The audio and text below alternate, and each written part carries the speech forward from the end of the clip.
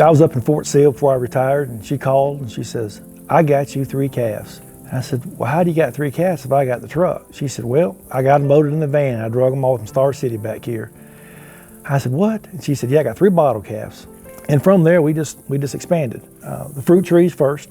This right here is our test field. We're trying to figure out what kind of fruit trees to grow. We got nectarines. We have some dwarf peaches. We have actual peaches trees back here. We have Granny Smith, Red Delicious, Golden Apple, Bartlett pears. Now all this has been irrigated and the soil's been built up. We actually dug holes. They were about 2 feet round, about 3 feet or more deep.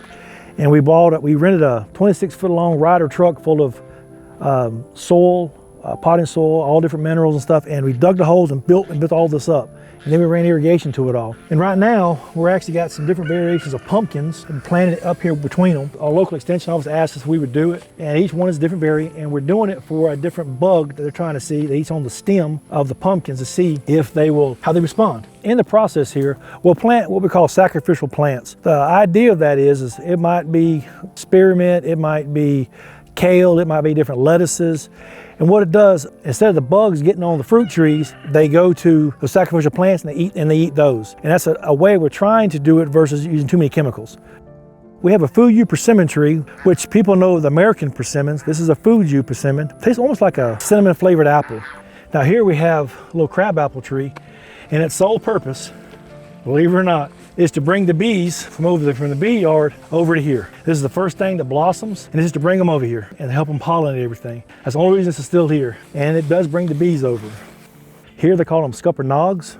This is a Carlos variant. Down there we have a muscadine, which is the purple grape. Those we make a jam out of or preserve. These we do as well, but we also sell these by the pound. And they did so good this year, we actually planted another one.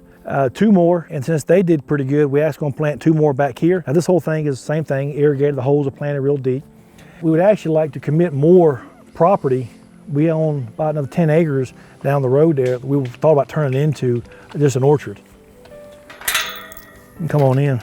They're just being fattened up to go to market. This is our weaning field, and this is also the bull's field.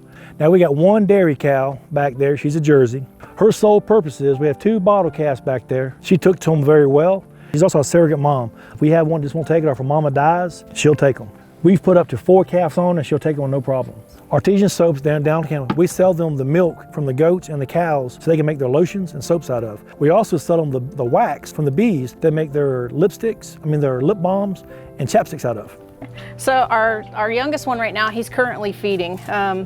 Because this is a lot smaller than the numbers that we actually have, we have temporary feeders here. We try to let them free range as much as possible so they don't get a whole lot of feed. We do want the eggs to be as organic as possible. They're just more healthy. We did the same thing for the hogs. So there's Bacon Bit Place, Boar Street, Hog Alley. We actually sold our boar hog and all of our breeders this year, so all we have is 2 ones to feed out. And I think we're just gonna buy them from Fair Kids, feed them out. Because Oliver, our boar, was wonderful. He was like a big dog, but he was destructive. Thelma and Louise. Thelma's the white one, Louise is the dark one. Because they're so aggressive, we use them to help with the aerial predators also. We've tried several different kinds. We've done the exterior feeders that mount on the front. We've had just the buckets out here, and then we found that these just work the best. The only way the bees can get to it is from inside the hive. When you go to feed, you can take that cover right off the top, and you could put the feed in there and the bees can't get out. So you don't get a bunch of blasted bees in your face. There could be upwards of 10,000 bees in each hive. This is Brandon, he's our youngest, and he takes care of the chickens, the ducks, the geese, the guineas. This is Amber, she's our youngest daughter. Her primary job is the goats. She feeds the goats, she's the one who lets us know, hey, somebody looks bad, Mom, these are given birth. She keeps track of everything, and she is involved in all of the foot trimming. She's the one that primarily milks them. Right there is gonna be converted to a milking room and to work the goats. If you can look at it, this is actually a specialized thing from the Army.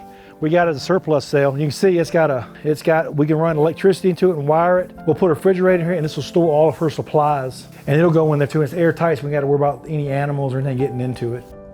So in the Army, instead of moving tanks and parts and trucks and personnel, I move cows, goats, hay, and it's easy.